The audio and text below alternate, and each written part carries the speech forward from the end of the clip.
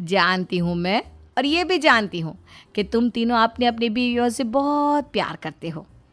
बेटा, बात ऐसी है कि हमारे कुल गुरु ने कहा है कि प्रेग्नेंट होने के बाद मेरी तीनों बेटियां शुरू के 4 महीने हमारे गांव में जाकर रहेगी, जहां मेरे चाचा जी रहते हैं। अरे लेकिन क्यों मम्मी, गांव में जाकर रहने की क्या ज़रूरत है इन तीनों को? वो क्या है ना बेटा, हमारे परिवार को एक श्राप है।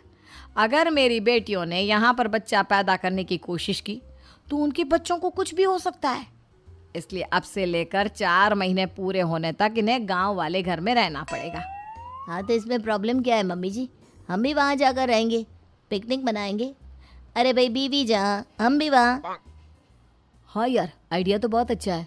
शहर की ज़िंदगी में रह रहकर परेशान हो चुके हैं, अब कुछ दिन गांव में बिताएंगे। तुम लोग समझने की कोशिश क्यों नहीं करते? तुम में से कोई भी वहाँ नहीं जा सकता, और मैं यहाँ रहूँगी ना तुम तीनों के साथ। 4 महीने की तो बात है, उसके बाद ये तीनों ही लौट कर आ जाएंगी। ठीक है मम्मी जी, अब हमारे बच्चों का सवाल है तो ये तो करना ही पड़ेगा। कावेरी अपनी तीनों बेटियों को कुछ दिन के लिए घर से बाहर कहीं दूसरे शहर में रहने के लिए भेज देती है। कुछ दिनों के बाद, अरे मम्मी जी बहुत दिन से पिज्ज़ा नहीं खाया, मंगवाइए ना। क्या बताऊं बेटा, पहले तो बेटियां खर्चा दे देती थी क्योंकि उनकी नौकरी थी, लेकिन अब तो मेरे पास पैसे ही नहीं बचे। थोड़े बहुत पैसे हैं जो बच्चों की डिलीवरी में काम आएंगे। लेकिन मम्मी जी, आपकी बेटियों को वापस आने में तो अभी बहुत वक्त बाकी है। वही सोच सोच कर परेशान हो रही हूँ। सोच रही हूँ कल से दूध भी बंद करवा देती हूँ। अब दूध वाले को देने के लिए पैसे भी तो नहीं है ना। अरे नहीं नहीं मम्मी जी, अगर दूध भी बंद करवा दोगी तो मुझे चाय कहाँ से मिलेगी, और चाय के बिना मैं तो मर ही जाऊंगा। क्या करूं बेटा, इसके अलावा हमारे पास कोई ऑप्शन नहीं है। मेरे पास पैसे ही नहीं बचे। इस तरह कावेरी जी धीरे धीरे अपने तीनों दामादों को पैसे देना बंद कर देती हैं और घर में खाने पीने की चीज़ें लाना भी बंद कर देती है।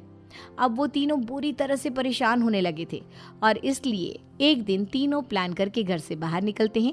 और बाजार में जाने के बाद, यार अच्छा खाना खाए हुए कितने दिन हो गए, पता नहीं कब अच्छा खाना मिलेगा। हमारी बीवियों के जाने के बाद तो हमारी हालत भिखारियों जैसी हो गई है यार। कुछ भी हो, मुझे तो आज पिज्ज़ा खाना ही खाना है। जेब में 1 रुपया नहीं है और पिज्ज़ा खाएगा, कहाँ से आएंगे पैसे? अरे देख वहाँ सामने बोर्ड पर क्या लिखा हुआ है, कंप्यूटर पर काम करने के लिए एक आदमी की आवश्यकता है। भाई मैं तो जा रहा हूँ, काम करूँगा और शाम तक पैसे लाकर आराम से पिज्ज़ा खाऊंगा। जा जा, तुझे कोई काम नहीं देने वाला।